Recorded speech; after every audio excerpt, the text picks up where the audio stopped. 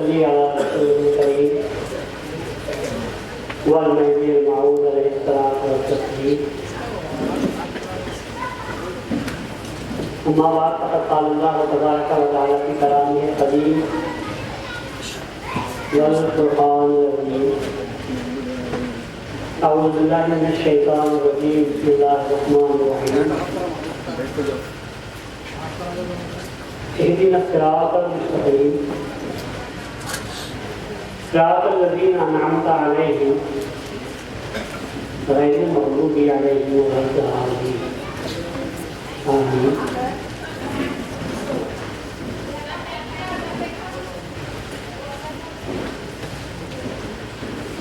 مشاہدین کرام و علماء اعظام،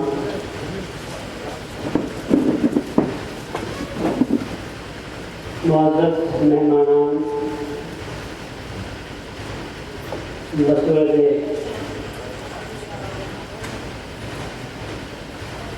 منتظرین مدرسہ اشرفیہ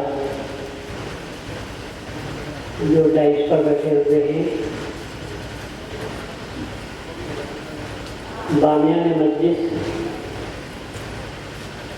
برادران ملت، عزیز نوجوانوں، محترم خواتین اور پیارے بچوں،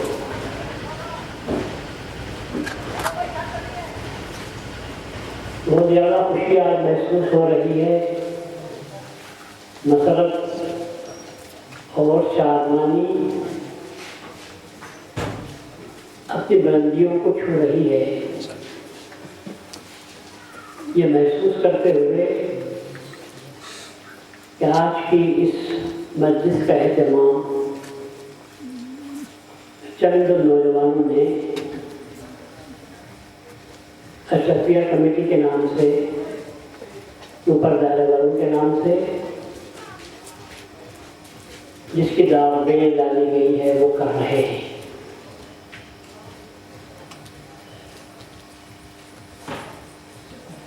کچھ تقریب بھی ہوتی رہی کہ رسول اللہ صلی اللہ علیہ وسلم کا مہینہ آ کر گزر جاتا ہے اور مہدی موعود علیہ السلام کی میلاد شریف اور آپ کا عرس کا مہینہ بھی گزر جاتا ہے، لیکن مہدویوں کو اس بات کا خیال تک نہیں ہوتا کہ ان مہینوں میں ان بزرگوں کا کچھ جلسے کریں، ان کی سیرت بیان ہو۔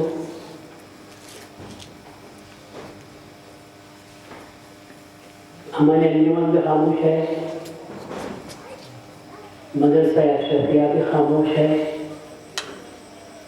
لیکن خوشی اس بات کی ہے کہ چند نوجوان اٹھ رہے ہیں، ان میں بیداری پیدا ہو رہی ہے، اور یہ بیداری یہ بھی اللہ کا فضل ہے کہ چند لوگ بدعقیدگی کا اظہار کر رہے ہیں، تو نوجوانوں نے کہا کہ جب بتوں کی پوجا ہو رہی ہے تو ہم سچے خدا کی پوجا کرنی چاہیے۔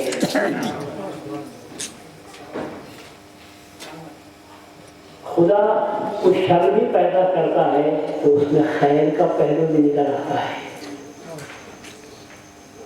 جب بڑوں نے خاموشی اختیار کی تو نوجوانوں نے کہا اٹھو، اب ہم کو اپنا کام کرنا ہے۔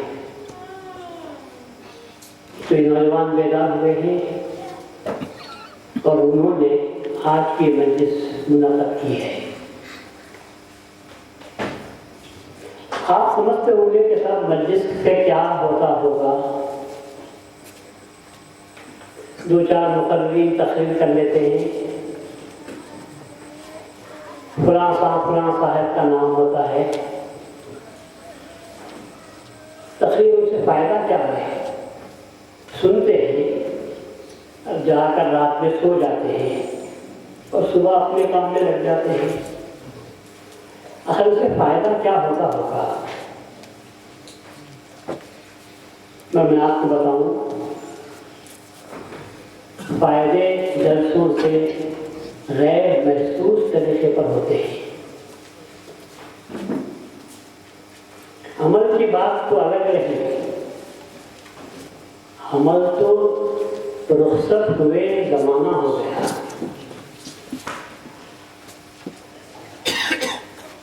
رخصت ہوئے زمانہ ہو گیا. آج ہم کو جو لڑائی لڑنی ہے وہ عقیدے کی لڑائی لڑنی ہے. آج عقیدے کا خدشہ لگا ہوا ہے. بازار میں بیٹھنے والوں، دنیا کے کاروبار کرنے والوں کی طرف سے اگر بدعقیدگی کا اظہار ہو تو ہمیں رنج نہیں ہوتا. منبر اور محراب پر سے جب بدعقیدگی کا اظہار ہوتا ہے تو قوم کو نقصان پہنچتا ہے. آپ کو بتاؤں کہ مہدی موعود علیہ السلام کی بعثت کب ہوئی؟ آپ تاریخ اٹھا کر پڑھیے. پہلے کے مقررین نے بہت ہی کم روشنی اس پر ڈالی ہے، اور میں آج آپ کو بتانا چاہتا ہوں کہ بعثت مہدی کب ہوئی.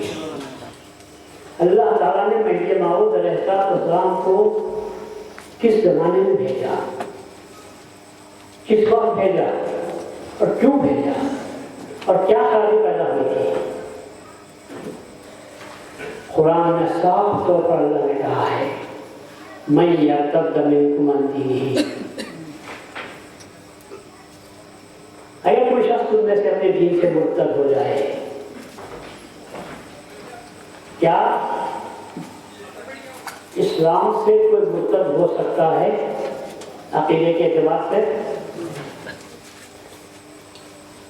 رسول اللہ صلی اللہ علیہ وسلم سے یا لا الہ الا اللہ محمد رسول اللہ کے کہہ لینے کے بعد شاید ہی کوئی بدبخت ہوگا جو اس عقیدے سے مرتد ہو جائے گا. ایسا تو نہیں ہوا اور ہو نہیں سکتا. انگریزوں نے بہت کوشش کی کہ مسلمانوں کو عیسائی بنا دیں. جس طرح دوسرے قوموں میں وہ انتشار پیدا کرتے ہوئے ان کے عقیدوں سے ہٹا کر ان کی مشنریوں کے ذریعے عیسائی بنانے کی کوشش کی جا رہی تھی، اسی طرح کوشش ہوئی کہ ہندوستان میں بھی اور دنیا کے دیگر خطوں میں بھی مسلمانوں کو عیسائی بنا ڈالے، ان کے عقیدے سے بدل دیں، ان کے عقیدوں کو بدل دیں، ان کے اعتقاد سے ان کو منحرف کر دیں. لیکن اس میں وہ کامیاب نہیں ہو سکے. عمل کے اعتبار سے، تہذیب و ثقافت کے اعتبار سے ان کو کامیابی ملی نہیں ہوئی. لیکن عقیدے کے اعتبار سے ان کو ایک رتی برابر بھی ان کو کامیابی نصیب نہیں ہوئی. سب سے پہلے مصر پر حملہ ہوا. انگریزوں نے بہت کوشش کی تھی کہ مصر کے مسلمانوں کو عیسائی بنا ڈالیں، لیکن تھکنے کے بعد جب پارلیمنٹ میں میٹنگ ہوئی، گلیڈ اسٹون کا اس وقت کے وزیر اعظم تھے وہاں کے برطانیہ کے، تو انہوں نے اپنی میٹنگ بلائی اور کہا کیا بات ہے کہ دنیا کی دیگر قوموں کو تو ہم عیسائی بنانے میں ہم کو کامیابی نصیب ہو رہی ہے، ہماری حکومت جہاں بھی جاتی ہے ہماری مشنریاں کام کرتے ہیں اور ہم ان کو عیسائی بنا رہے ہیں، لیکن مسلمانوں میں خاص بات کیا ہے کہ ہم برسوں سے ہماری کوشش کے باوجود ہم ناکامی کا منہ دیکھ رہے ہیں. جب سخت شدید حملے ہونے لگے، ब्रिटिश वज़ीर आज़म पर मोहम्मद असद नामी एक शख्स ने, जो पहले ईसाई थे, बाद में मुसलमान होकर उनका नाम मोहम्मद असद उन्होंने रख लिया। उन्होंने किताब लिखी है ए रोड टू इस्लाम। उस किताब में वो लिखते हैं, the prime minister of the Victorian age mister Gladstone hold the Quran in his arms, told the members of the parliament, that is the common house, House of Commons, so far as the Egyptians have got this book with them, we will never be able to enjoy peace and quiet in that land. जब तक ये मुसलमान इस मुक़द्दस किताब अपने हाथ में कुरान को पकड़ कर वो कहता है कि जब तक मुसलमान इजिप्शियंस, मिस्री लोग जब तक इस कुरान को मजबूती के साथ पकड़े रहेंगे, हम वहाँ पर कभी भी खुशी, कामयाबी, राहत हमको नसीब नहीं हो सकती। अगर कहते आज भी आप जाकर देखेंगे तो इजिप्ट का पूरा कल्चर बदल गया है, तहजीब बदल गई, लिबास बदल गया। वहाँ दाढ़ी रखने वाले को यहूदी कहते हैं, सबके सब क्लीन शेव हैं। अगर एक आध आदमी दाढ़ी वाला मिल जाता है तो पूछते हैं अनका यहूदी हो, क्या तू यहूदी है? बोला ना, अना मुस्लिम। उसके दाढ़ी पर हाथ डाल कर माँ हाजा, ये क्या है? इन्हें दाढ़ी तो यहूदी रखते हैं, अरे हम मुसलमान तो दाढ़ी नहीं रखते हैं। कल्चर बदला, तहजीब बदली, उनकी ज़बान को रखा उन्होंने, लेकिन अकीदे को बाकी रखा है। हमारे बहुत बदल गया। तो वो जो कुरान कहता है कि तुम में से अगर कोई मुर्तद होना चाहे तो मुर्तद हो जाए, तो ये मुर्तद अमल के एतबार से नहीं, इत्तेकाद के एतबार से नहीं, अमल के एतबार से था। अमल के एतबार से मुर्तद कौन हुए थे? आम लोग तो हुए थे जरूर, लेकिन जिनके हाथों में ज़मा में मजहब था, मजहब की लगाम जिन लोगों के हाथों में थी, उन्होंने कुरान को भी छोड़ दिया था और रसूल की सुन्नत को भी छोड़ दिया था। वरना महदी मौत को ये नारा लगाने की जरूरत नहीं थी, मज़हब माँ किताबुल्लाह और इत्तिबा मोहम्मद। आपका ये दावा, सिर्फ ये दावा था आपका, किसके सामने? उनके सामने जो ठेकेदार मजहब बने हुए थे, उलमा के सामने, मुल्लाओं के सामने, मशाइखीन के सामने। जब भी मजहब की बात आती है तो यही लोग सामने आते हैं। अवाम तो बेचारे पता नहीं कहाँ पीछे पड़ रहते हैं। तो उनके सामने आप ये नारा लगाया तो आप अंदाजा लगा सकते हैं उलमा ने पलट कर सवाल नहीं किया। उनको भी कहना चाहिए था आप क्या बात करते हैं? किताबुल्लाह हमारे हाथों में है और बुखारी शरीफ, मुस्लिम शरीफ, सियासता ये हमारे हाथों में मौजूद है।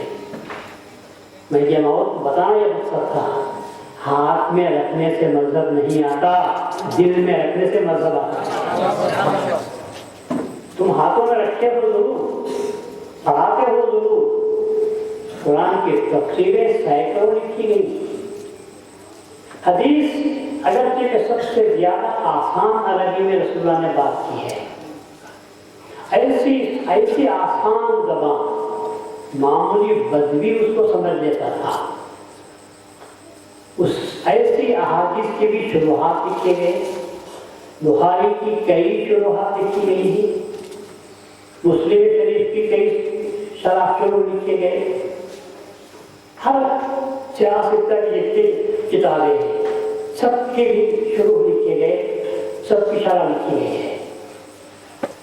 बात हुई क्या, याद रखो, लोग हदीस को पढ़कर बेदीन नहीं होते, बल्कि हदीस की शरह को पढ़कर बेदीन होते हैं। शरह करने वाले अपने मजहब को दखल देते हैं। आज ही की बात है, किताबुल ईमान नाम की एक किताब लिखी हुई थी, उसका एक सफ़ा मेरे सामने आया। मशहूर हदीस को उसने तर्जुमा किया है, इसमें जो महदी मऊद अलैहिस्सलाम के ताल्लुक से है। और उसके बाद ये कहा गया है, कहने वाले कहाँ तक पहुँच जाते हैं, ईसा अलैहिस्सलाम आएंगे तो वो इमाम अबू हनीफा की इत्तिबा करेंगे। कौन इत्तिबा कर रहा है? ईसा अलैहिस्सलाम जब दोबारा आएंगे किसकी इत्तिबा करेंगे? इमाम अबू हनीफा की इत्तिबा करेंगे। इमाम अबू हनीफा का फुक़हा में मुज्तहिदीन ने अपना मक़ाम बुलंद, लेकिन ईसा अलैहिस्सलाम का मक़ाम क्या है? बड़े अफसोस की बात है। तारीफ करते हैं अपने इमाम की तो ईसा को भी उनका मुक़ल्लिद बना देते हैं, और इमाम अबू हनीफा को इमाम और ईसा अलैहिस्सलाम हज़रत अबू हनीफा के मुक़ल्लिद, और नहीं मानते तो अल्लाह का खलीफा आता है महदी मऊद अलैहिस्सलाम, और हमें कहते हैं कि रसूलुल्लाह ने जो किया ये भी वैसा ही करेंगे। बोले ये नहीं हो सकता। एक नबी मुक़ल्लिद बन जाता है, एक मासूम अनिल खता गैर मासूम के मुक़ल्लिद बनता है, और एक मासूम के बराबर नहीं हो सकता। ये किसका काम है? ये उलमा का काम है। रसूलुल्लाह ने ऐसा नहीं कहा था। रसूलुल्लाह ने तो फरमाया था, यक़्फ़ु असरी वला युख़्ती, मेरे नक्शे कदम पर चलेगा और कभी खता नहीं करेगा। पर ये कहते हैं कि इमाम महदी भी हज़रत इमाम अबू हनीफा की इत्तिबा करेंगे। अबू हनीफा आखिरी, इसके बाद जितने लोग आएंगे, अगरचे के पैगंबर वक्त क्यों न हो, वक्त के तो नहीं है, पहले चले गए थे फिर आ रहे हैं, पर पैगंबर हैं या नहीं है? अल्लाह तबारक व तआला ने कभी किसी पैगंबर को माज़ूर नहीं किया, सस्पेंड नहीं किया, उठा लिया ऊपर, लेकिन सस्पेंड नहीं किया। और आएंगे तो इत्तिबा करेंगे, शरीयत पर चलेंगे तो रसूलुल्लाह की शरीयत पर चलेंगे जो कि पैगंबर हैं, लेकिन अबू हनीफा की इत्तिबा करेंगे।